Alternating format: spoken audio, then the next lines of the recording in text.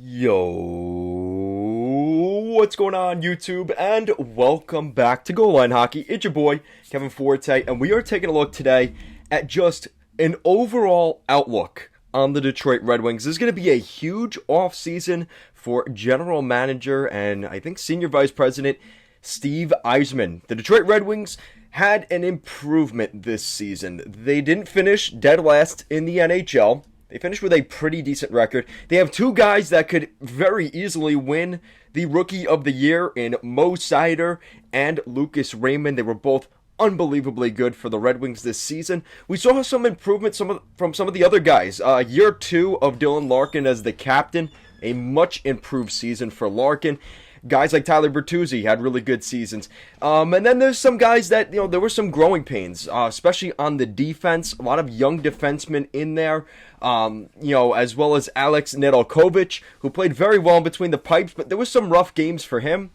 And, of course, really the biggest part of this video, what's next for their head coaching staff? As Steve Yzerman held a press conference the other day, as Jeff Blashill, he wasn't necessarily fired, even though it may seem that way, but Jeff Blashill did not have his contract renewed with the Detroit Red Wings after 7 seasons with the organization, 4 seasons in a row before Steve Yzerman, and now 3 seasons with Yzerman, 7 years with Jeff Blashill.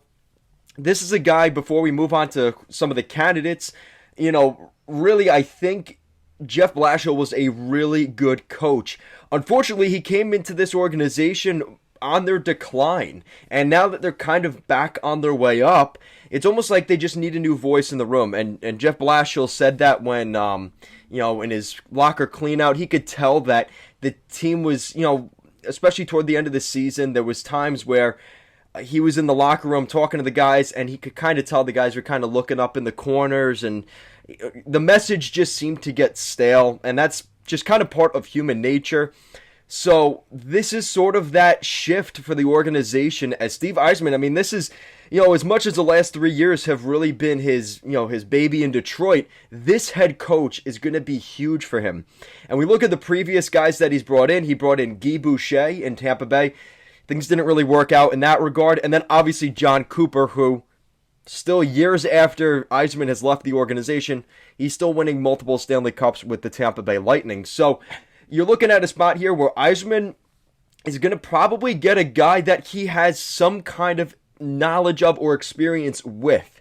With that said, he didn't really, bat an eye in terms of who in particular he would look at. Somebody threw out the crazy name that could be Mike Babcock, who, obviously was with the organization. He was let go, fired by the Red Wings, went up to Toronto, and we kind of know how things played out from there.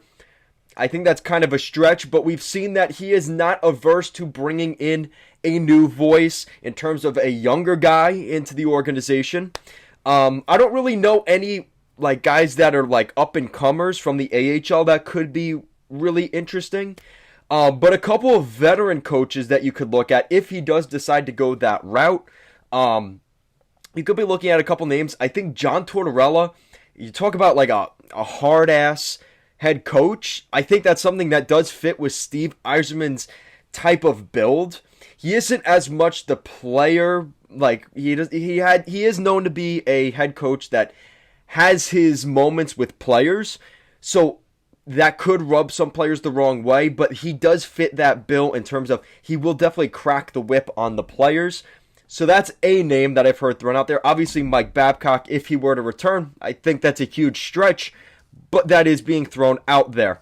There's also another name that I think if he doesn't end up going back to BU, David Quinn. Now, I think David Quinn is a name nobody's going to talk much about. He was fired from the New York Rangers. Before that, he was with Boston University with the Terriers, had some real success with them, was with the Rangers.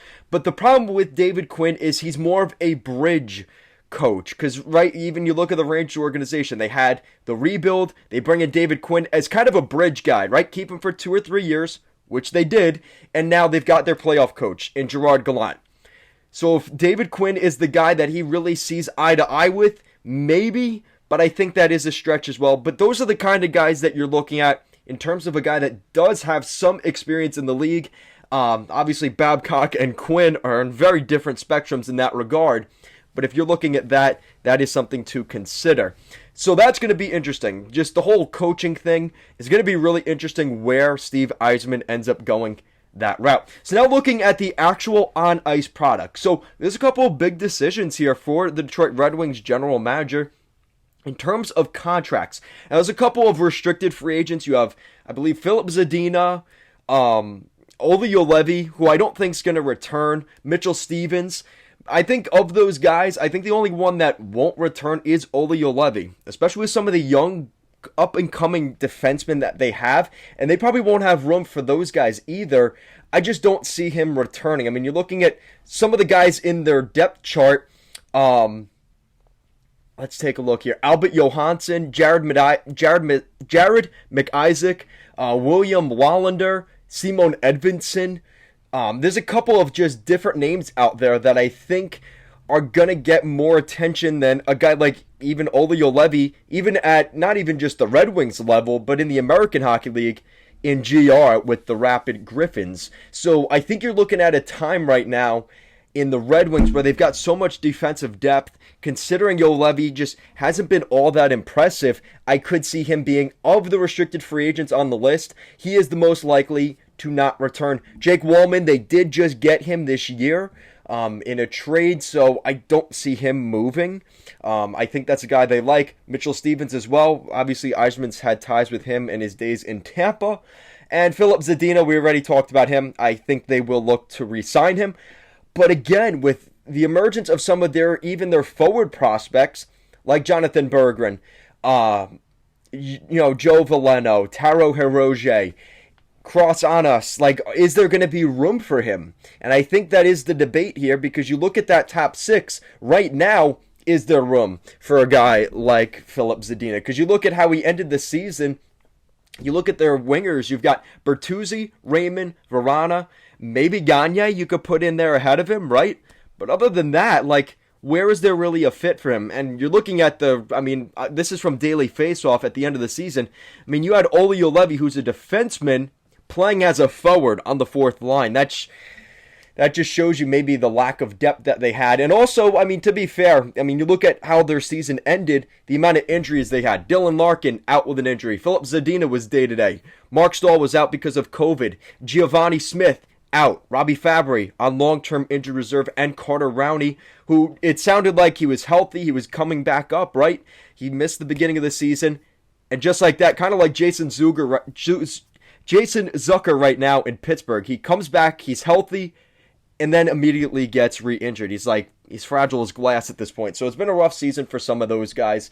So it's going to be interesting to see, as much as I'm looking at the lineup right here, you see holes maybe in that top six like Gagne or even on the third line. But then you bring back guys into the lineup like Fabry, like Rowney, like Smith, like Zadina, and Larkin. Very quickly, that top six is a little bit more bolstered. So is there room for Zadina there? That is something that I think a lot of Red Wings fans like Zadina. They want to see him succeed in the red and white, but practicality-wise, and now, I mean, as crazy as it sounds, within the next 2 or 3 years, you're going to have to re-sign Dylan Larkin. You need to have cap space to keep those guys. So if you sign Larkin, let's say you sign Zadina, 3 or 4 year deal, that might be taking away from a 3 or 4 year deal that they might have signed in free agency that they may have had a better fit with in the bottom six. That's the kind of stuff that Steve Yzerman's going to have to figure out this summer. Maybe he makes a hockey trade in some regard for a guy like Zadina, for a defenseman.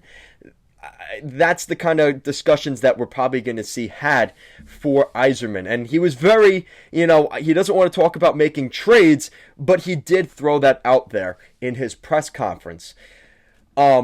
Another thing to look at here for the Red Wings is their goals for and goals against this season. You guys know I love to bring this stat up.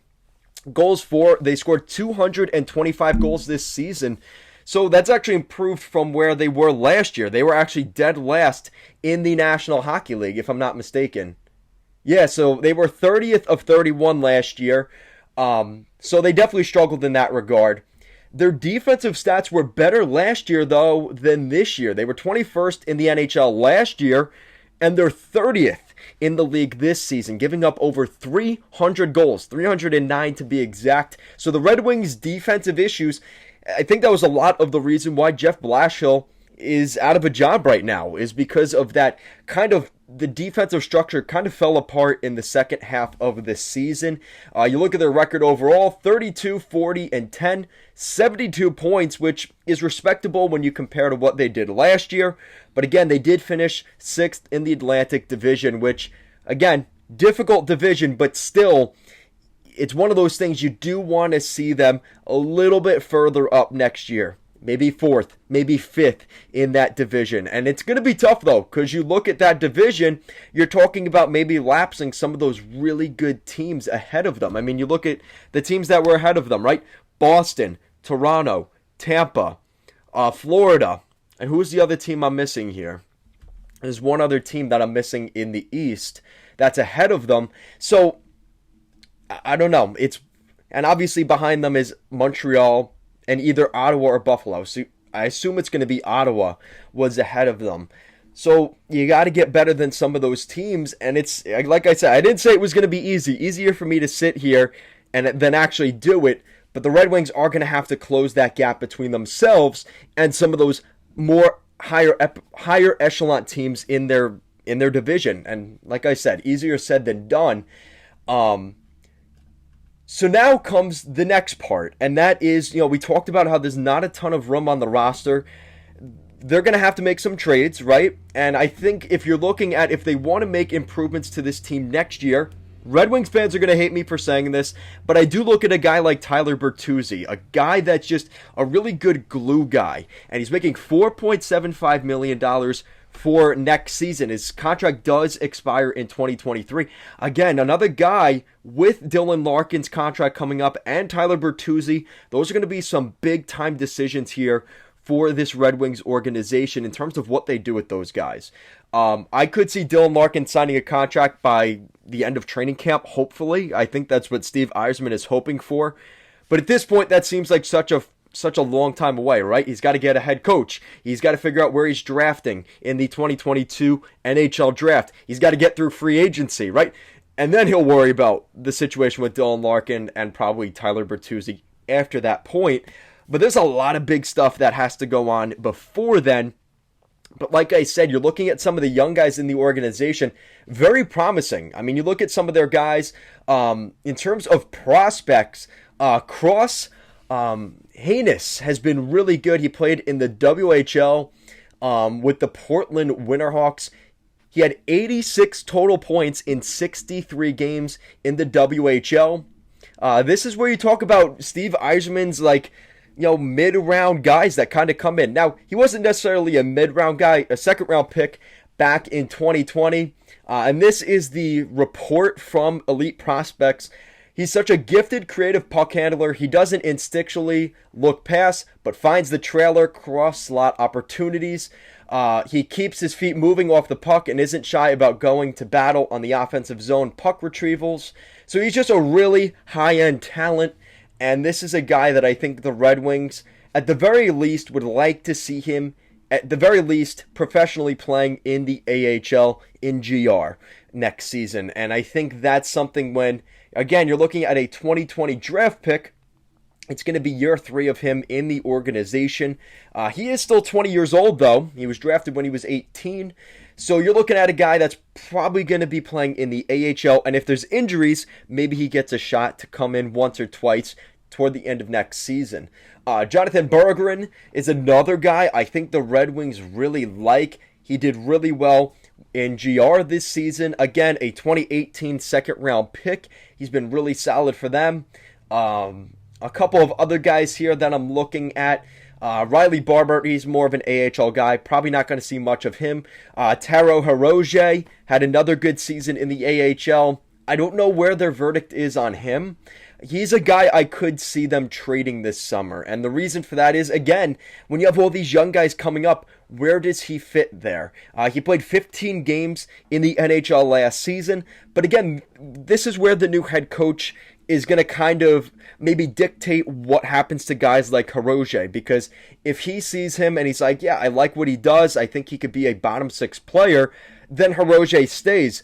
But if there's a possibility where maybe they can move him and have another guy jump into the lineup that they see more potential in, that's where maybe Hiroge moves down. A couple of guys that have really popped off this season, terms of highlight reel goals over in the SHL with Frölunda, Elmer Soderblom, the big 6'8", 249-pound forward. You always talk about, people laugh at me when I say this, but the Bambi effect. And it kind of sounds stupid, but these guys that are very big, right? 6'8", 20 years old. I mean, Jesus, this guy is a monster, right? But we saw this, and you look at guys even recently this season, right now in the Stanley Cup playoffs, and no better example, Quentin Byfield of the Los Angeles Kings is a very big, tall guy, but he's super lanky. Like, he doesn't have that true, he hasn't filled out yet. Like, he hasn't grown into that, like, man body yet. He still has to grow, in his chest and his arms a little bit. And that's nothing that the weight room can't help him do. But they also struggle to skate because they get, within a year or two, they grow almost 2 feet, these kids. So you're looking at a spot here where, is that the case for Elmer Soderblom? And, in Steve Yzerman's assessment of him here at the end of the season, he said, listen, he's been, when that's usually the concern when these guys come in, is they aren't big enough, right? Or they aren't NHL, man-sized yet. And that's not the case for Elmer Soderblom. He is pretty developed. It's just more getting him more agile, his stick handling. Those little things like that are things that he has to work on. And like I said, this is a guy that was a 6th round draft pick back in 2019. And, Steve mentioned in the press conference that he sees a guy that is gonna make an impact, and you need guys later in the draft because there's only so many times you could draft guys in the top 10, and you can't rely on those guys to always be the guy that's gonna fill out your depth chart. You need guys in the depth of the draft to come in and make an impact, and that's what Steve Yzerman's done throughout his time in Tampa, right? Kucherov, I think he was a 3rd or 4th round pick. Braden Point was a 6th round pick. You look at guys that kind of were off the radar, and then of course you have your Stamkoses, you have your Hedmans, right? Top 10 draft picks, but that's kind of what you're looking at here. So a guy like Berggren and a guy like Elmer Soderblom, those are depth guys that could come in next year that could make an impact. And this is from future considerations. Back in 2019, he's more of a stick handler than a forward that will crash the net and throw big hits. So they're actually talking about how he does have very silky good hands considering what you're working with. You would think this is just a power forward like a Brian Boyle that stands in front of the net. That's not the case. This guy can stick handle. Soderblom owns great hands for his size and likes to take the puck to the net. So these are just kind of what you're looking at here in terms of players that really have a lot of potential. So I really think they see Elmer as a guy that could come in next year and make some noise. And that's kind of what you're looking at in terms of the forwards and defenseman side of things. Goaltending wise, Sebastian Cossa, that's obviously the guy everybody was asking about at the press conference. And he's played really well in the WHL with the Edmonton Oil Kings. We'll see how he does in the playoffs here. But Sebastian Cossa is definitely a guy that they're looking at. And they kind of asked, will we see Cossa in the NHL next season? And, Steve Yzerman was pretty confident in saying, listen, he's 19 years old. He was drafted in the 1st round last year. He's got a lot of expectations. And this is from Elite Prospects. He mixes things up and recovers quickly on rebounds to get in front of shots. He'll use a wide array of save options to match whatever the shooter presents. So I think it's going to be more, he has to develop mentally, and I think that's what you're looking at here with Cossa. We know Yzerman is very, very protective of his goaltending prospects. He did that with Vasi, right? He was a 1st round pick. And I expect nothing different here with Cossa. He's going to very much guard him and make sure that he develops the right way. And we're probably not going to see him next year. You're probably going to see him more when he turns 21, 22 years old, and maybe a little bit older. And I think that, defensemen and goaltenders, they always develop a little bit later. And Steve Yzerman, he is going to make sure they are maybe even too ripe. He's going to make sure that they are in a spot where they are fully ready to go. And in a market like Detroit, where they're going to expect highly of Kosa when he comes in, they want to make sure that he's ready. So that's what I would expect from the Red Wings. So really, then you have the question, like I said earlier, about contracts. We talked about some of the guys that could be moving in and out. And this goes into some of the other prospects that we're talking about, like Albert Janssen and Simon Edvinsson. Guys like Mark Stahl. Because Mark Stahl was a really good glue guy in this locker room. His contract is up this year. So what do you do with a guy like Mark Stahl? Because, again, he's a really good guy. He's really been a good guy in the locker room for the younger guys in the organization. But he struggled this season. Now, he ended up being only a -1 at the end of the regular season. But he did struggle this season. I mean, he did put up 16 points, which, for Mark Stahl and where he's at as an NHL, as a pro, is actually quite impressive. But, that's a spot that you might be taking away from a guy like Simon Edvinsson on the blue line next year.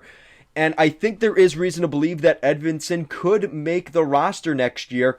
But again, when you have guys like Stahl filling out the depth chart, is there room for him? And then that brings up the question, what do they think of guys like Lindstrom? I think they do like him. What about Osterley or Hronek? What are they looking at? Even Danny DeKeyser, right? I mean, Danny DeKeyser's contract is going to be coming up here. And as hard as the Red Wings tried to move on from that contract, now they have the decision, well, do we keep him next year?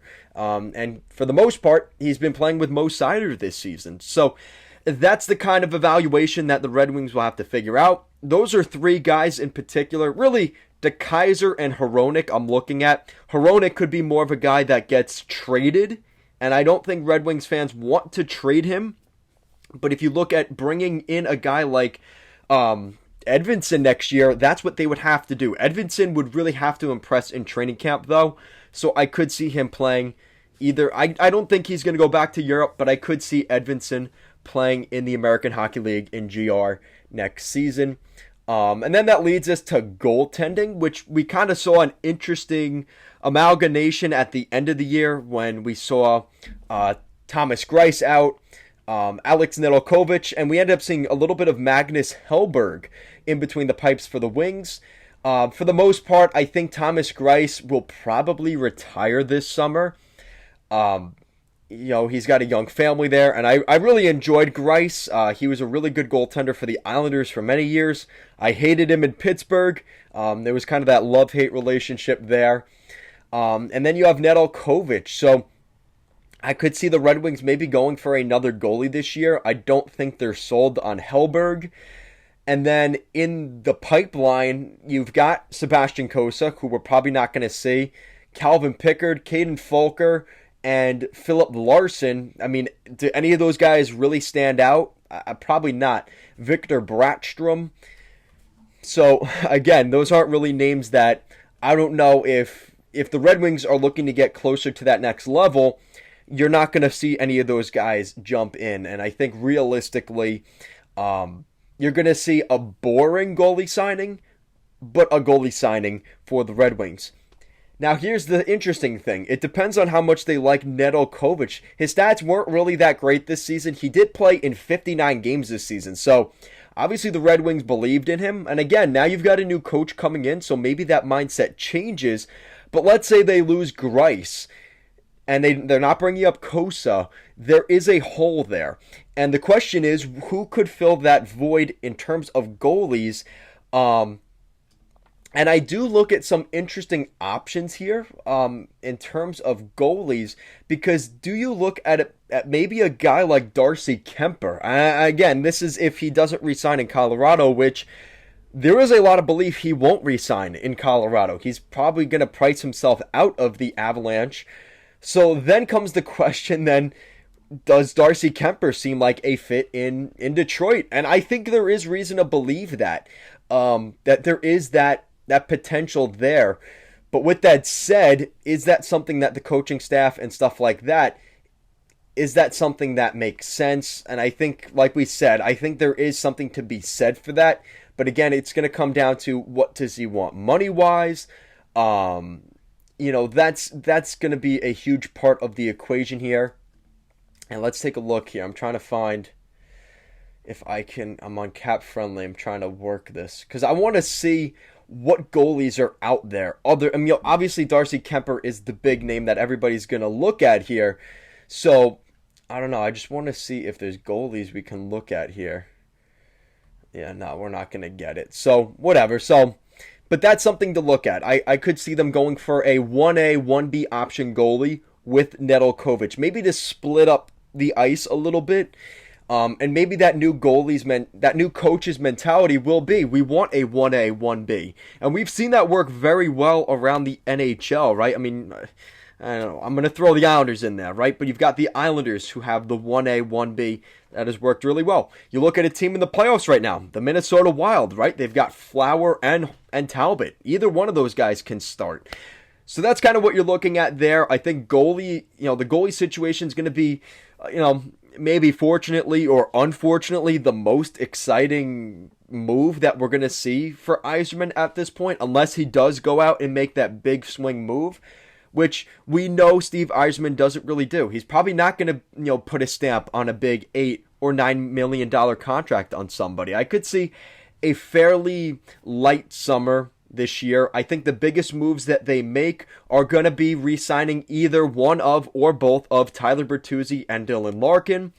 I could see them going in the free agent market, like I said, going after a Darcy Kemper or a goalie that can start in the rotation with Nedeljkovic. And I think a guy like Andre Palat could be a really nice fit for the Red Wings in terms of a free agent signing, maybe like a more sexy signing. So with that all recapped, a new head coach, that's going to be the number one agenda here for Steve Yzerman. And then free agency-wise, there's going to be a lot of different things. Again, I think a lot of that has to do with how things go in the draft this year, because if they end up getting a draft lottery pick, which is likely, if they move up into the top 3, that very much changes what the Red Wings will do. And if they have that 8 or 9 pick, do they end up going the direction of trading that draft pick to bring somebody in? I think there's just so many things that are kind of evolving on the fly here. There's just so much uncertainty, and I'm sure I'll do another video before then. And then, like I said, maybe a new goalie comes in, and could we see a guy like Andre Palat come into the organization? Obviously, his time in Tampa, he does have a great relationship there with Stevie Y. So I think the Red Wings are going to be in for one. I think the Red Wings fans are excited for next season already, as things have not gone so well this year. There is a lot of promise for this team. They've got some really good rookies this year that are going to continue to get better, and I think future is bright in Detroit. So let me know what you guys think in the comment section down below. If you'd like to see the Red Wings make any moves in free agency, would you like to see an Andre Palat or a Darcy Kemper come in for this team? And let me know, who do you think the Red Wings should bring in as their next head coach? Guys, as always, thank you so much for watching this video, and I will see you again next time.